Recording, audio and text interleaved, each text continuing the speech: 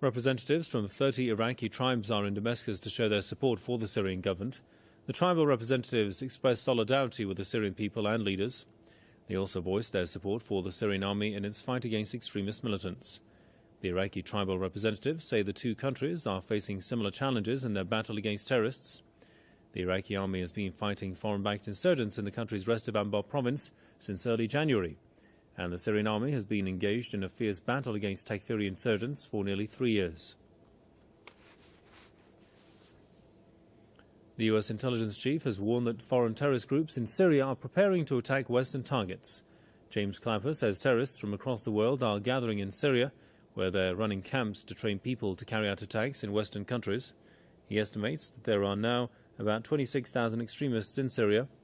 Clapper says the insurgents are from some 50 countries, including European states. He made the remarks while presenting an annual intelligence assessment to the U.S. Senate Intelligence Committee. The presence of extremist groups in Syria has become a rising concern for the U.S. and its European allies, who have been supporting the anti-government insurgency in Syria.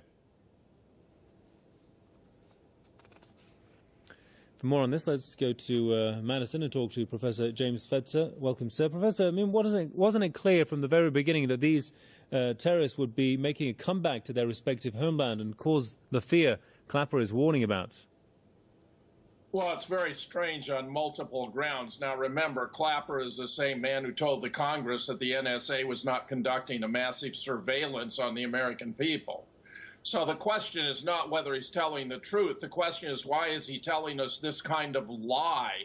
I mean, look, there are no domestic terrorists in the United States. We know that from a survey, a study done by the subcommittee of the Senate Committee on Homeland Security a couple of years ago. They did a survey of fusion centers all over the country. They found no domestic terrorists. So what's going on here?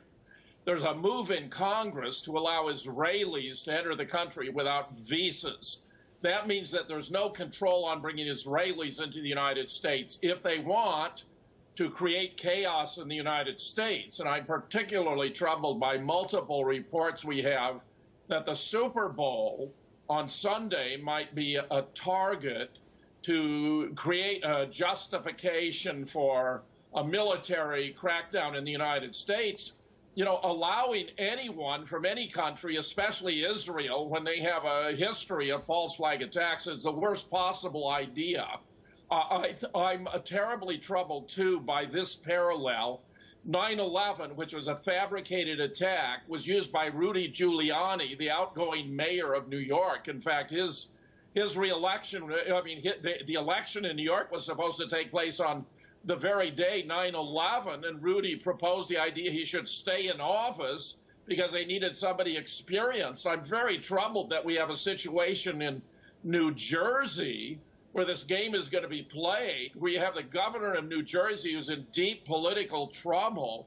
And if there were a terrorist attack on the Meadowlands, on the stadium where the Super Bowl is being played, he might try to catapult it into making himself a national hero, just as Rudy Giuliani sought to capitalize on 9/11 by making himself a national hero. I'm telling you, none of this can be taken at face value. The situation is very treacherous, and the idea of talking now about this threat is disturbing in the extreme. And in general, why is it that these terrorists literally bite the hand that feeds them?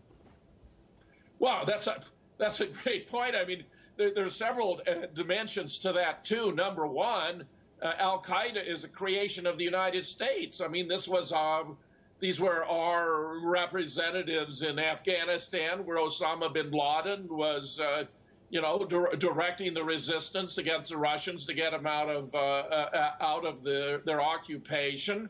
And the fact is that the Western nations have been supporting the resistance in Syria, and now they're talking about them turning around to attack the Western nations.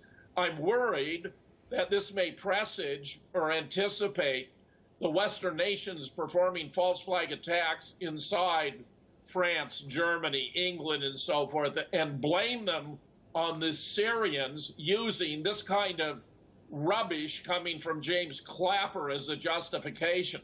But for the time being, the most imminent threat that disturbs me is the idea that the Super Bowl could be targeted and that Clapper could be laying the foundation for claiming that it was done by Syrians who were upset with the United States. It's a very messy situation. Indeed. Well, we'll leave it there for the time. Many thanks to Professor James Fetzer from Madison. Thanks for your time there, sir.